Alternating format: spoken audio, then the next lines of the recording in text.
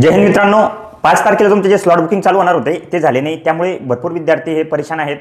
मला खूप मेसेज येते की सर स्लॉट बुकिंग चालू झाली नाही किंवा स्लॉट बुकिंगची डेट चालल्या गेली काय. तर मित्रांनो लक्षात ठेवा, जर तुमचा स्लॉट बुक तुम्ही करू नाही शकले तरी तुम्हाला ऑटोमॅटिकली तुमची एक्झाम डेट व एक्झाम सिटी मिळून जाईल. त्याचं तुम्ही टेन्शन घेऊ नका. आता भरपूर मुलांच्या मनामध्ये हा पण डाऊट निर्माण झाला आहे की सर आता पेपरसाठी तर खूप कमी दिवस उरले, 10-12 दिवसच उरलेले, या दिवसामध्ये पेपर आमचा कॅन्सल तर होऊ शकत नाही.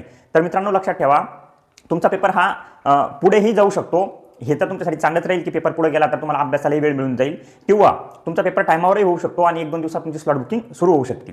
मित्रांनो लक्षात ठेवा, हा पेपर लगभग पूर्ण भारतामध्ये 50 लाख मुलं देणार आहे. त्यामुळे या पेपरची जर पूर्ण तयारी झाली असेल तर मला तर वाटत नाही की पुढे जाईल.